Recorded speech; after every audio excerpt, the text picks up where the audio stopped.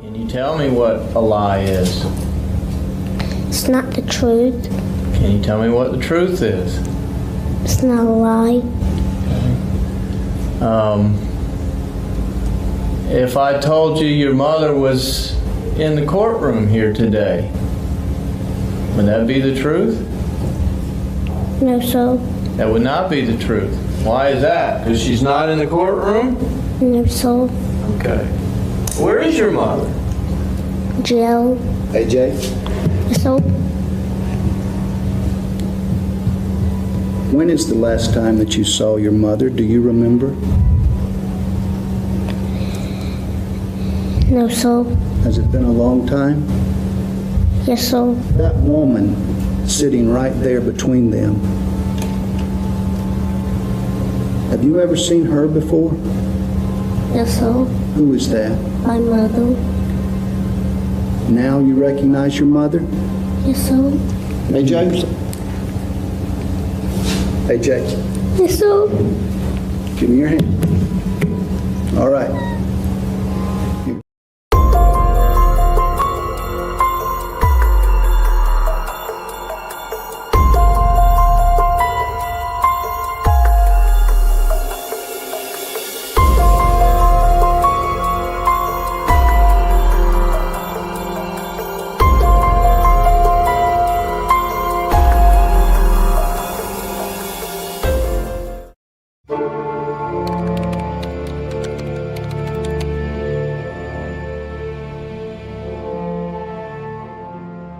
Details about the early life of Amanda Lewis are scarce, but it is known that she was born in the early 1980s. Her mother, Brenda, raised her in Alabama, USA. At some point, Brenda married a man named Charles Burns, who became Amanda's stepfather and was actively involved in her upbringing. Amanda described herself as a restless, talkative, and sometimes problematic child who often struggled to follow rules. These traits might have contributed to her becoming a mother at the young age of 15. Unfortunately, her early motherhood ended in tragedy when her baby, Alex, died at 16 months old from a seizure disorder. Amanda recounted that on the day Alex passed away, she had left him sleeping while she took a bath. When she returned, she found him not breathing and rushed him to the emergency room, but it was too late.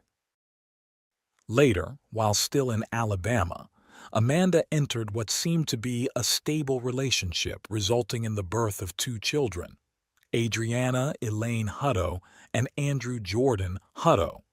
Adriana was born on September 16, 1999, and his younger brother, Andrew, affectionately known as AJ, followed about a year later. Despite sharing the same last name, many sources indicate that the kids were half-brothers with different fathers.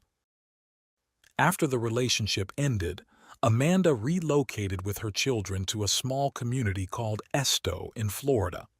Esto, a town of approximately 360 residents, had historically relied on the timber industry, and more recently, agriculture and manufacturing.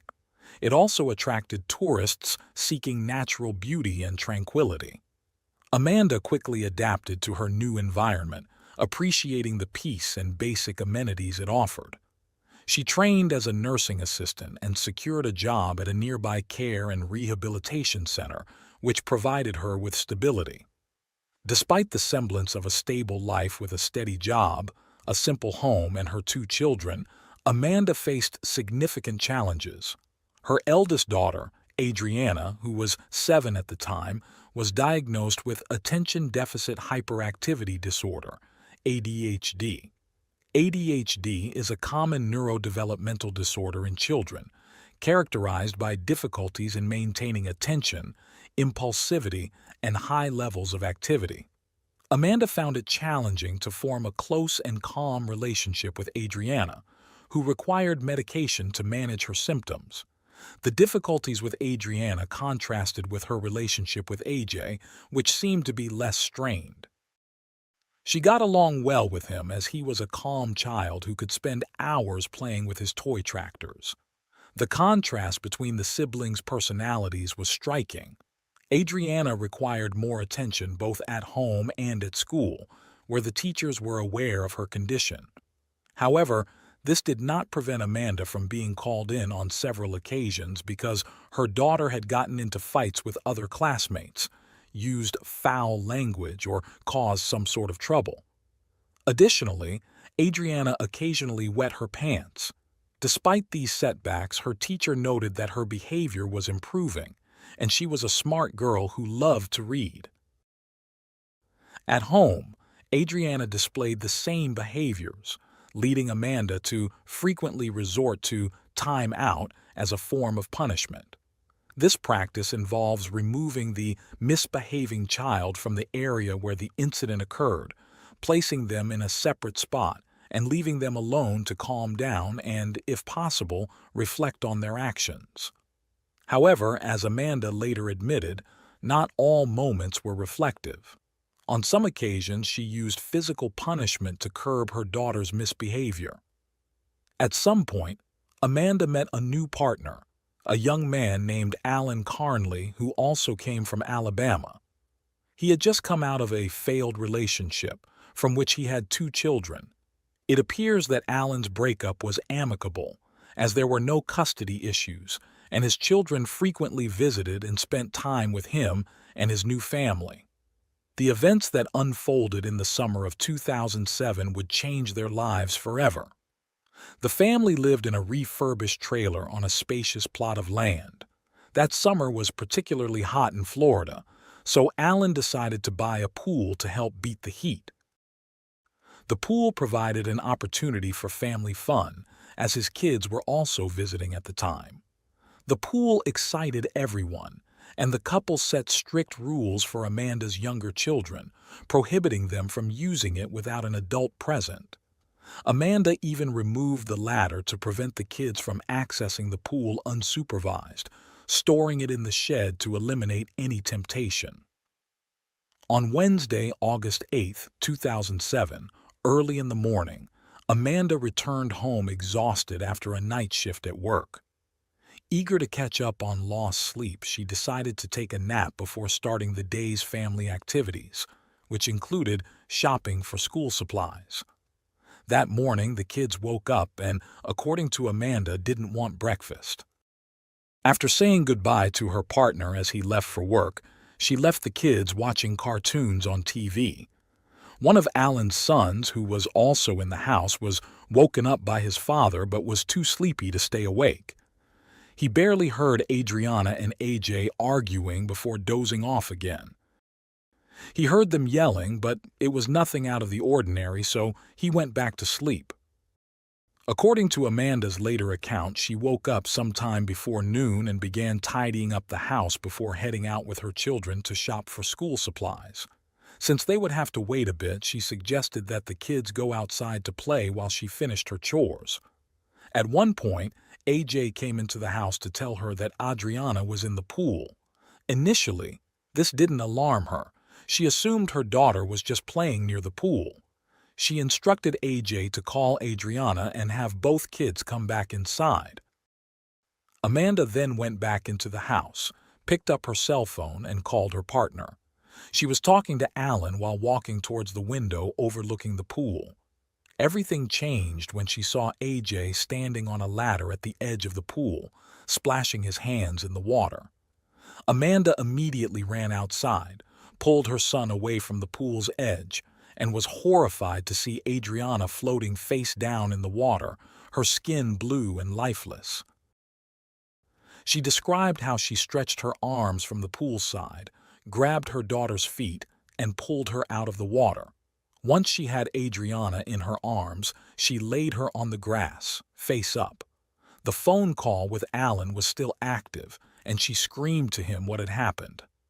Alan instructed her to call 911.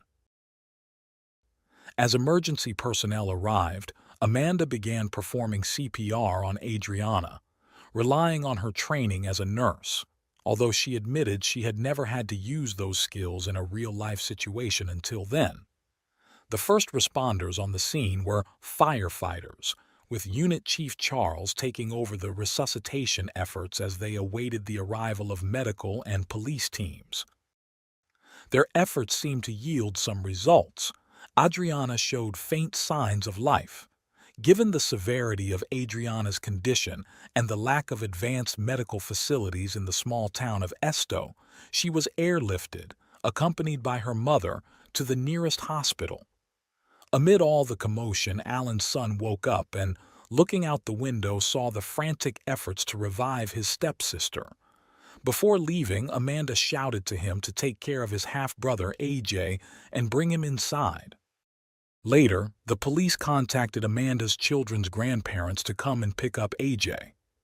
Upon arriving at the hospital, the emergency doctor immediately took over Adriana's care, with a team working intensively to stabilize her and restore her vital signs. For a moment, it seemed they had succeeded. Adriana had a pulse. Tragically, after nearly an hour of effort, they lost the battle. Adriana, 7 years old, was pronounced dead at 5:05 that afternoon. Amanda later recounted that when she was told her daughter had passed, she felt her stomach churn. She was allowed to see Adriana one last time, kissing and hugging her, knowing it would be their final goodbye. In the eyes of the doctors, emergency staff, and police, it was a tragic accident, much like many others involving young children and bodies of water such as pools. While it was a tragic event, it could have easily marked the end of the story.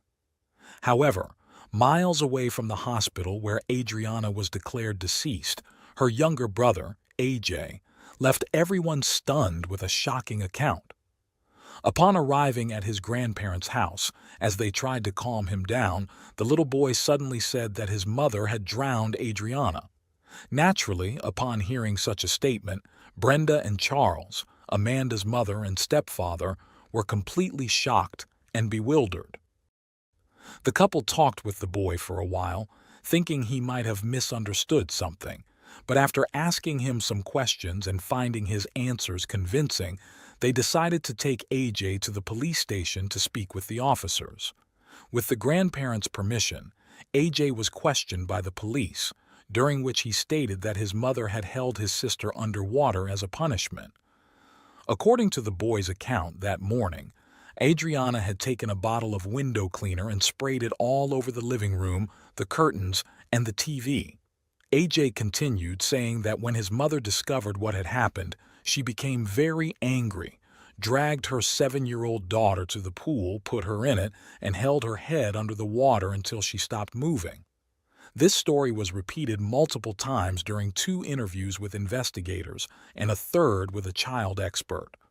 Although several aspects of the boy's story varied across the different interviews, the claim that his mother had submerged his sister's head underwater remained consistent. As a result, the authorities launched an investigation, starting with a thorough inspection of the house where the incident occurred. During this search, several things became evident. The bedroom shared by AJ and his sister was in disarray, with a broken bunk bed, complete disorganization, and a strong smell of urine. The word neglect echoed in the investigators' minds. Aside from the neglect, what shocked the detectives the most was the lack of toys in a room shared by 2 children. Naturally, Amanda was summoned to the police station to provide a statement and respond to her son's accusations. She appeared astonished and vehemently denied that her son's account had any truth to it. When confronted with the results of the house inspection, she explained that there were few toys in the children's room because she had thrown out the broken ones and donated the rest as a punishment for Adriana's bad behavior. As for the overwhelming smell of urine, she had no choice but to acknowledge it, explaining that Adriana often wet the bed. The investigators requested that Amanda undergo a polygraph test. She agreed immediately and successfully passed the test. However, her situation was further complicated by the autopsy results on her daughter's body. The post-mortem examinations confirmed that the cause of death was drowning, but they also revealed clear signs of assault on the girl's face. There were visible bruises that covered nearly the entire face and closely matched the size of an adult hand. With this evidence, on September 5, 2007, Amanda was arrested and charged with first-degree murder, facing the possibility of a life sentence or even the death penalty. The proceedings to prepare the case for trial began immediately. Although the authorities offered Amanda a plea deal, which would have required her to plead guilty to manslaughter in exchange for a 10-year sentence, she refused and chose to face trial for the charge against her. In the months leading up to the trial, investigators scrutinized all of AJ's statements to ensure that the young boy was not fabricating or confusing events. During interviews, they asked him questions such as what he was watching on TV that day and what other events occurred. He mentioned cartoons airing at that time, a helicopter flying overhead, and tree-cutting activities near his house to protect power lines. All these events were verified, showing that AJ remembered the day perfectly. Investigators also conducted interviews with family members, neighbors, co-workers, educators, and first responders who arrived at Amanda's house following the 911 call.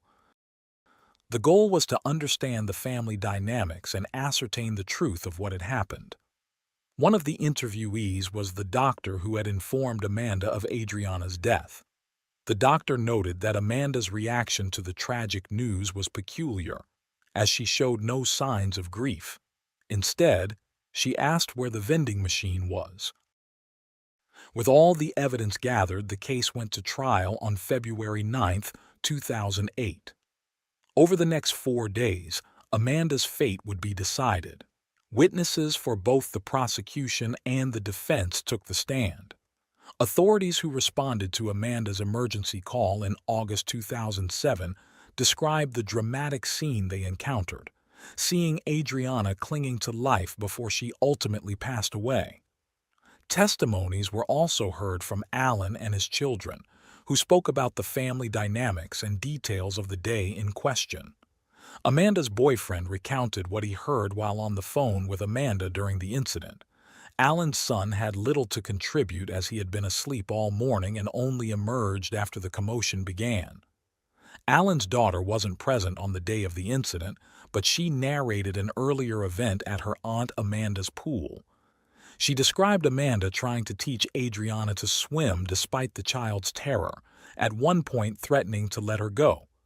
She also stated that she often supervised the children while Amanda slept, witnessing Adriana being punished by being confined to a room for an entire day. Testimonies from Amanda's co-workers were particularly damning. They recounted an instance when Amanda, furious, brought Adriana to the nursing home, repeatedly saying she would gladly take her life. These harsh words, spoken in front of the child, were seen as inappropriate and cruel by her colleagues. On that particular morning, Adriana had taken a marker from Amanda's car and scribbled all over the interior, even writing "loser" in one spot. The trial highlighted how Adriana's ADHD had prevented Amanda from forming a positive relationship with her, but 2 testimonies stood out, those of Amanda and her son, AJ. As we saw at the beginning, AJ, after 6 months of not seeing his mother, took a while to recognize her and cried when he did. During her testimony on the stand, Amanda acknowledged that her daughter's behavioral problems had made their relationship difficult. She described Adriana as extroverted and hyperactive, noting that she was very much like herself, stubborn and always by her side.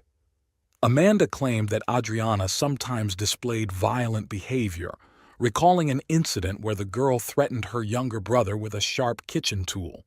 Amanda also admitted that she had once placed Adriana in a specialized institution for 6 days. She confessed to the court that she might not have loved her daughter as much as she should have. Amanda stated that she often punished Adriana by confining her to her room, the same smelly and dirty room that shocked the investigators. She also took away most of the toys as a punishment for leaving them scattered around. Amanda admitted that she occasionally lost her temper and would slap or spank Adriana, such as during the incident when Adriana had written on the car with a marker. Amanda described how Adriana had just begun learning to swim, could move her arms and legs a bit, but was terrified of putting her head underwater. Amanda insisted that she was not teaching Adriana to submerge her head. When asked if she knew how to swim, Amanda replied that she did. Sticking to her version of events, Amanda admitted that when AJ told her Adriana was in the pool, she didn't immediately check on her. Instead, she called her partner and only looked out the window later. She saw AJ at the pool's edge trying to reach Adriana, who was splashing in the water. That was when, according to her, she rushed to help but was already too late. Amanda's defense argued that Adriana's death was a tragic accident. They claimed that the girl had pushed her brother's toy cart to the pool's edge, climbed on it, and used a tray to scoop out insects from the water. When she leaned over, the edge of the inflatable pool gave way and Adriana fell in. During the trial, the prosecution questioned Amanda about how she had pulled Adriana out of the pool. Amanda admitted that she hadn't given her daughter breakfast or her medication that morning, claiming that Adriana had said she didn't feel well. It later emerged that neither child had eaten breakfast or lunch by the time of the incident around midday. Another critical piece of testimony came from the autopsy report on Adriana. The original forensic specialist did not testify as he had been dismissed for negligence in over 30 autopsies. Instead, the director of investigations at the medical examiner's office explained the autopsy process and findings, emphasizing the bruises on Adriana's face. Amanda's defense strongly challenged this testimony, questioning whether the marks were definitively from a hand. The expert had to admit that she couldn't be absolutely certain. Then came the pivotal moment in the trial, AJ's testimony. In a lengthy and exhausting interrogation for a 7-year-old, AJ recounted the events he had described many times before to investigators. This time, he included a drawing he had made during psychological support sessions, illustrating what had happened. After his long testimony, AJ faced cross-examination from Amanda's defense, who pressed him until he became visibly confused and tired, giving contradictory answers. Despite this, the prosecution deemed him a credible witness, supported by other significant details, such as the fact that Adriana was tall enough to stand in the pool and easily lift her head above the water. With these elements, the trial proceeded, culminating in a dramatic and crucial phase where the truth about Adriana's death hung in the balance. In the end, while the defense argued that Adriana's tragic death was a very unfortunate accident, the prosecution maintained that Amanda had maliciously punished her daughter. The prosecution argued that Amanda had reached her breaking point due to immense stress and exhaustion, having tried numerous ways to discipline her daughter, none of which seemed effective. In a moment of overwhelming frustration, Amanda snapped. After all testimonies concluded, the jury deliberated for only 2 hours, including lunch, before returning with a verdict. They found Amanda Lewis guilty of first-degree murder and aggravated child abuse. The following month, during the sentencing hearing, the judge issued a life sentence plus an additional 30 years for aggravated child abuse. Amanda has attempted several appeals, none of which have been successful. She remains incarcerated at Lowell Correctional Institution. Reports following the trial's conclusion indicated that AJ was cared for by his grandparents in the months after the incident. However, once the judicial process was complete, AJ was reportedly put up for adoption. Since then, his life has been kept private. By 2024, AJ would be 24 years old, and we can only hope that his life has been significantly better than how it began. Thanks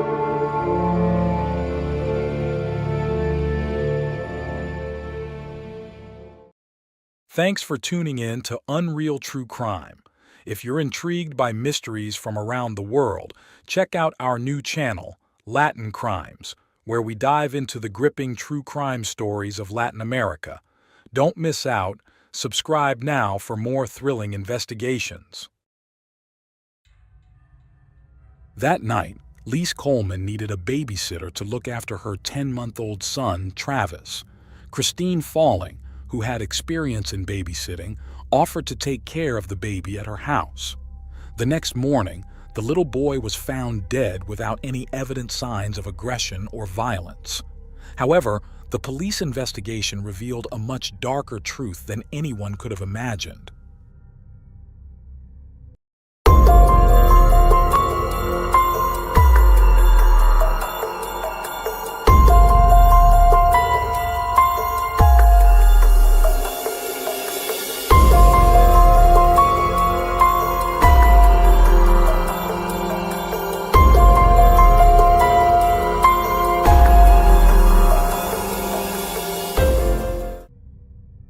On March 12, 1963, Christine Falling was born in Perry, Florida, USA.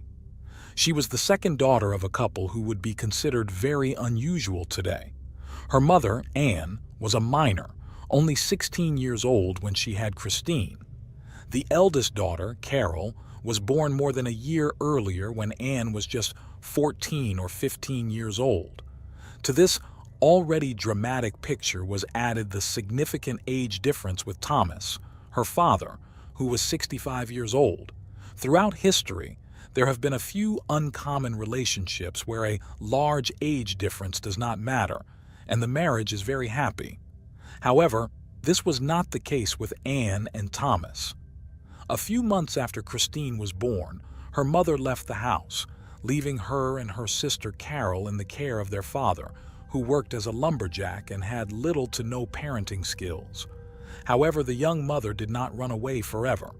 She returned home sometime later and was pregnant again. She had more kids over the next 2 years, naming them Michael and Earl. Although the home had 2 girls and 2 boys, Thomas, the husband, claimed that only one of the 4 children was his. It was evident that the family's conditions were neither normal nor stable. The arguments between the mismatched couple grew increasingly frequent, sometimes turning violent. During periods when Anne disappeared, Thomas would take the 4 children to the forest while he worked. The situation was dire for everyone, especially the children. Adding to their difficulties, Thomas suffered a work-related accident that rendered him unable to continue working. One day, Anne made an extreme decision. She took her 4 children, put them in the car, drove to a shopping center, sat them on a bench, and left, never to return. It is not difficult to imagine that the 4 children ended up in the social care system, circulating through orphanages and related institutions.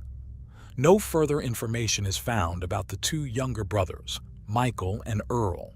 The eldest daughter, Carol, seemed to be a normal child, or at least no contrary references are found. But Christine was a different story. Living in adverse conditions since birth, Christine developed mental problems, intellectual deficits, and exhibited aggressive behavior. Caregivers at the orphanage described her as a compulsive liar and thief, someone who broke rules to get attention. Her relationships with other children and people, in general, were terrible. Everything became more complicated when she began to gain weight uncontrollably and suffer from epilepsy. It is easy to imagine that in an orphanage environment, Christine endured more suffering, becoming the target of mockery, comments, and cruel treatment. However, sometime later, both Christine and Carol had a stroke of luck. They were adopted by a couple, the Fallings, who not only gave them their last name, but also a stable home. The Fallings were a couple who longed to have children, but Dolly Falling couldn't get pregnant. Some accounts suggest that the husband knew the girl's family, which is why they decided to adopt both of them. Unfortunately, although their environment changed, Christine's behavior did not. She was problematic. Her vocabulary and way of speaking were not consistent with her age. She had fits of rage, and she continued a habit she had started in the orphanage, tormenting cats in unimaginable ways. Sometimes she would throw them from great heights to see if it was true that they had 9 lives. She quickly discovered it was false but continued her experiments. Another factor that added tension to the situation was Christine's epilepsy. Life in the Falling household began to turn into a nightmare, not just for the seemingly generous couple, but especially for the adopted girls. According to some sources, the father abused both girls, particularly the older one. This was something the couple always denied, though there are records of 2 arrests of the father for abusing Carol. The first case went to trial, but the jury was divided. The second time, the accusation was made by his own wife Dolly, who later withdrew it. Things were so out of control that the pastor of their church intervened and managed to convince the family to remove the girls from their home. Thus, the sisters were sent to a home in Orlando, where a large group of children, aged between 6 and 21, lived after being removed from their homes due to abuse, neglect, or abandonment. Apparently, this place was more pleasant for Christine, but it did not stop her impulsive, deceitful, aggressive, and cruel behavior, nor her epileptic seizures. After some time, frustrated by their inability to achieve the desired behavior from the sisters, particularly Christine, the authorities decided to remove both girls from the institution. Consequently, they were sent back to the Fallings. From this point on, the intimate abuse seemingly stopped, but the physical violence did not. The final straw was a severe beating the father gave Christine for being 10 minutes late coming home. To make matters worse, the next day, he insisted that she go to school in shorts so everyone could see the marks of his justice. She was not only mistreated but also humiliated. Carol, the eldest, who was approaching 15 years old, decided to find a job to establish her independence. Christine, just over 12 years old, supported her. The day after the beating, both girls ran away from the Falling home. With their newfound independence, their world changed, and not for the better. Initially, both sisters went to a friend's house of Carol's. Christine stayed there for a month and a half, but then decided to look for her biological mother in northern Florida. She managed to find her and lived with her for a while. Nearly 2 years later, in 1977, at the age of 14, Christine fell in love with a 20-year-old young man whose name I couldn't confirm, but it was said he was her stepbrother. Shortly after, they got married, but the sudden marriage lasted only 6 weeks, marked by arguments and violent fights. Christine ended up in the hospital twice for injuries sustained during these fights. In one incident, she even threw a heavy outdoor object weighing over 20 pounds at her husband while he slept. The hasty marriage ended even more abruptly. Following this new disaster in her life, Christine, who by then weighed around 200 pounds, began to exhibit new behavior. Over the next 2 years, she visited the emergency room more than 50 times with a long series of strange and varied ailments that doctors couldn't diagnose. She always seemed very nervous, listing symptoms that didn't correspond to any known diseases. In other instances, potential diagnoses were ruled out with medical tests. One time, Christine went to the emergency room claiming a servant had bitten her, but this was proven false. On another occasion, she arrived at the hospital with bleeding from her intimate areas, which turned out to be just her menstruation. Eventually, the doctors reached a possible diagnosis in her case: Munchausen syndrome, a mental disorder in which a person pretends to be ill, creates symptoms, and even inflicts injuries on themselves to attract medical attention, and consequently, the interest of others due to their supposed poor health. Despite all her strange behaviors, significant weight, obvious mental problems, lack of social skills, and unkempt appearance, Christine had a reputation for loving children and being responsible and trustworthy. This led her to earn some money by babysitting for friends and neighbors. At first, everything seemed fine. Her services were appreciated, and as a result, her occasional jobs became more frequent. Things seemed to be finally going well for her. Then came February 25, 1980. On that day, 17-year-old Christine was hired to look after a little girl named Cassidy Johnson. The child was just 2 years old and at a very playful stage of her growth. Her loved ones called her Poncosito and enjoyed her antics. The girl's parents went out to work, collecting worms to sell as fishing bait. But that day, something went terribly wrong. 5 hours after being left alone with Cassidy Johnson, Christine was calling emergency services. She said the little girl had fainted and fallen from her crib. An ambulance was quickly dispatched to take the child to Tallahassee Hospital. The doctors did everything they could to revive Cassidy Johnson, but without success. One of the doctors noticed a strange bump on the child's head. Christine explained that she had lost consciousness and fallen from her crib. Cassidy Johnson was diagnosed with brain inflammation, possibly caused by an infection. Sadly, after being hospitalized for 2 days, she passed away. The Johnsons, the girl's parents, were utterly devastated, and Christine was also deeply saddened. All accounts agree that at least one of the doctors involved in Cassidy Johnson's case had doubts about the cause of the problem. In fact, he suggested that the police be notified of the possibility that there was more to the girl's death than an accident or brain inflammation. At this point in the story, accounts of what happened vary. Some sources claim that the doctor who wanted to notify the authorities was ignored by his colleagues, while others say the police were notified but did not act. It was also said that the doctor wrote a note for the police, but it never reached its destination. Finally, other reports claim that the police did indeed summon the young babysitter. The officers questioned her but found nothing to justify her detention or to warrant a more extensive investigation. What is certain is that the case was never thoroughly investigated, although the autopsy clearly showed that the head injury played a significant role in Cassidy Johnson's death. After the 2-year-old's death, Christine, apparently devastated, decided to move to another city and ended up relocating to Lakeland, Florida. There, she slowly began to work as a babysitter again, demonstrating the same efficiency she had shown in her initial jobs.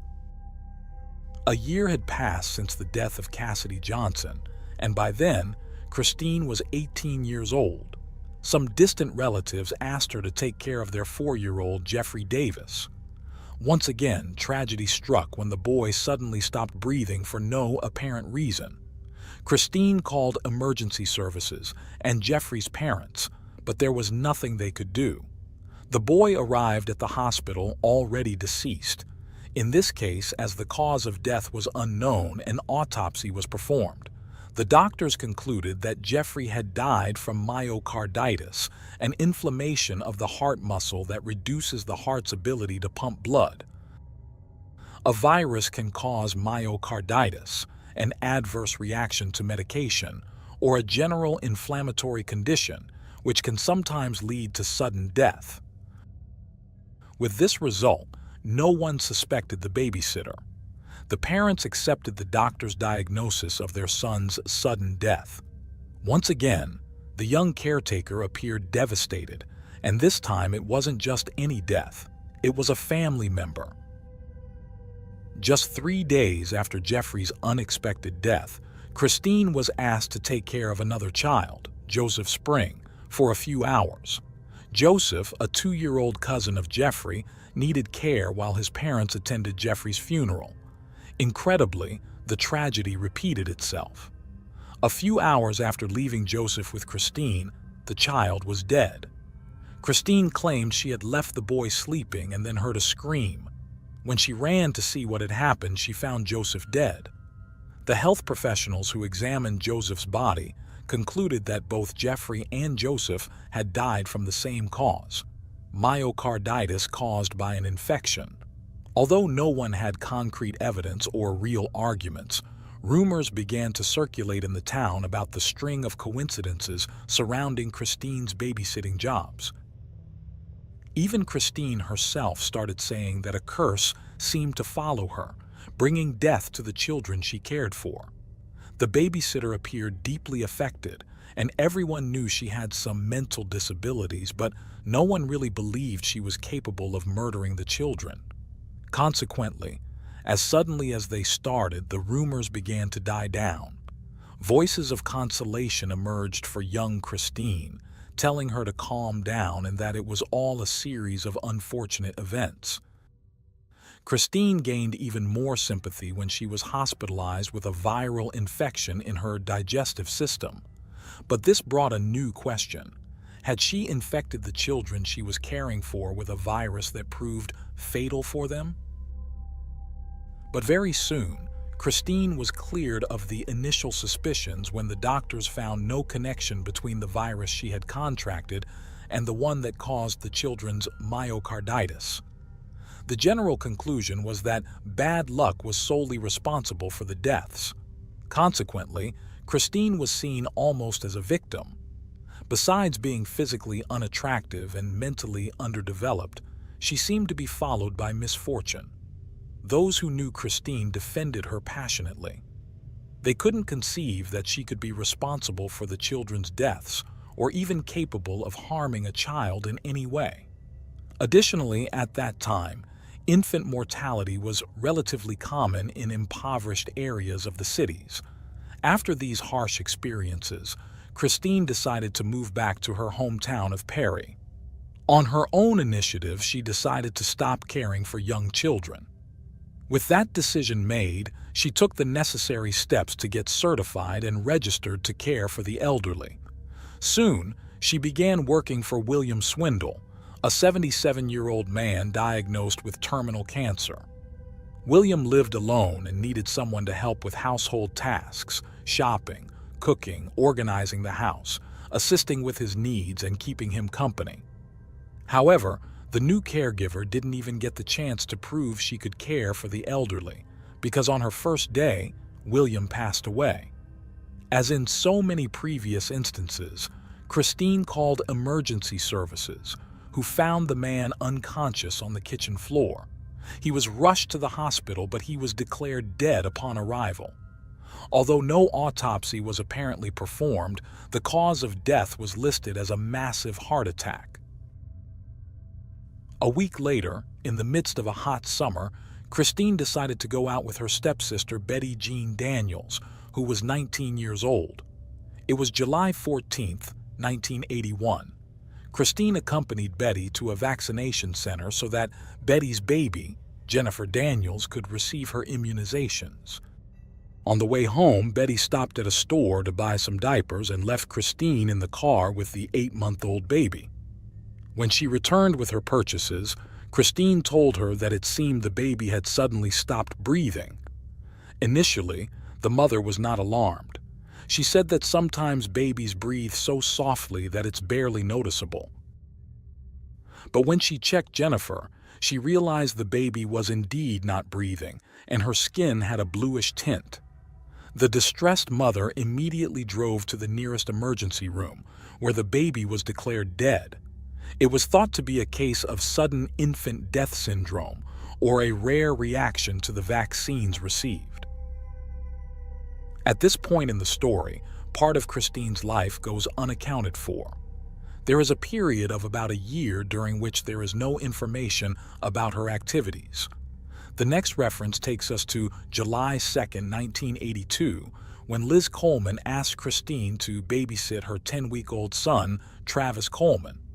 It should be noted that other sources claim the baby was 10 months old. Apparently, Travis had been very sick with pneumonia but had recovered. Since he was now perfectly healthy, his parents wanted to go out that night to celebrate the end of that stressful chapter. At that time, Christine was living with her boyfriend, Robert Johnson, in a trailer. She told Mrs. Coleman to bring the baby to her trailer and pick him up the next morning, assuring her she would gladly take care of him for the night. Sadly, as you might imagine, when Liz arrived the next morning to pick up Travis, the baby was dead. Christine appeared shocked and claimed that the last time she saw him alive was at 3 a.m. when she changed his diaper and gave him his prescribed medicine. She said that, at that moment, the baby was fine and soon fell asleep again. Authorities were called, and an autopsy was conducted to determine the cause of death.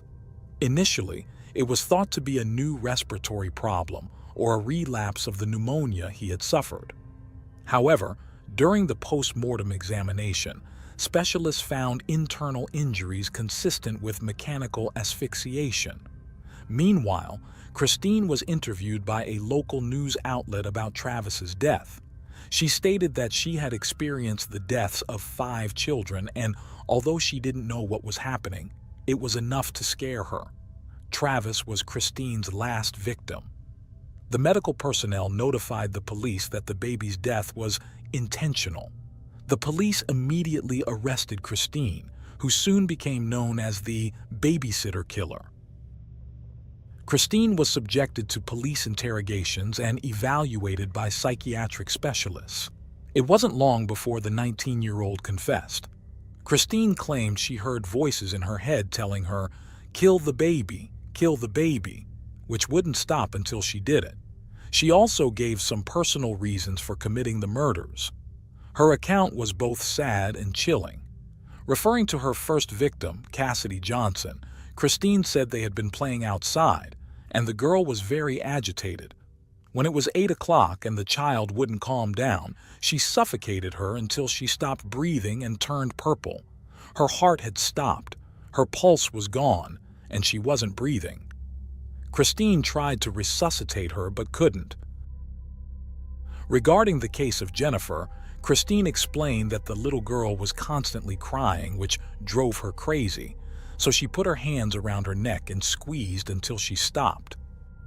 About what happened with Travis, Christine said the baby was sleeping and she just smothered him for no reason.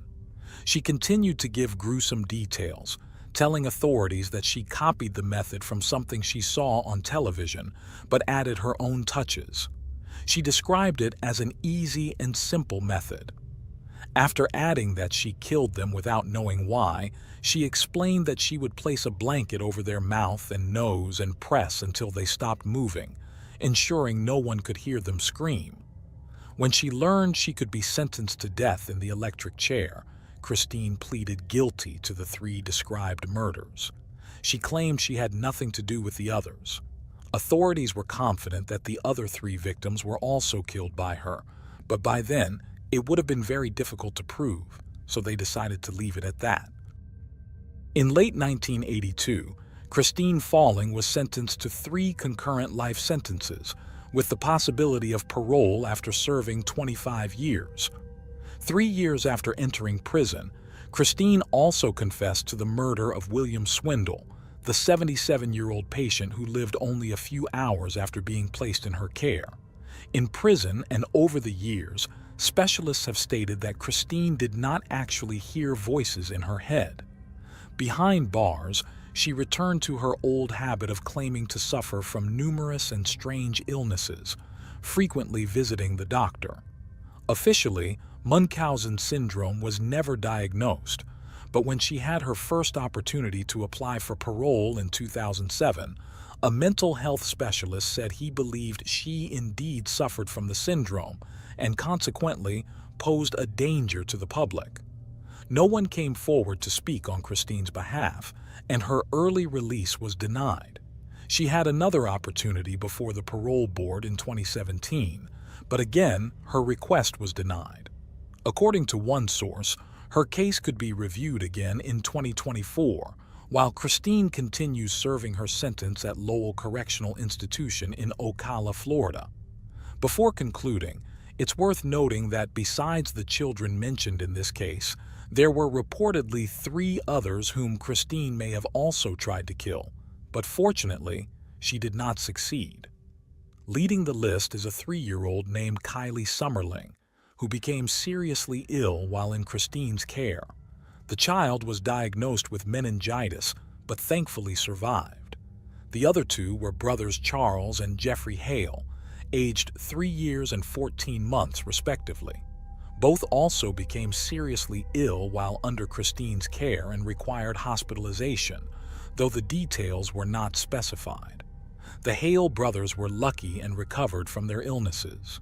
Today, working parents who must leave their children in the care of babysitters have tools to monitor what happens in their homes while they're away. Security cameras and even apps that allow real-time viewing of what happens at home are measures available to protect children from potential abuse by caregivers. However, things were very different in the 1980s. In the book Murder in America, someone once asked Christine what she would like to do if granted freedom, and she said she would love to return to babysitting because she claimed to love children to death. Thanks for tuning in to Unreal True Crime. If you're intrigued by mysteries from around the world, check out our new channel, Latin Crimes, where we dive into the gripping true crime stories of Latin America. Don't miss out. Subscribe now for more thrilling investigations.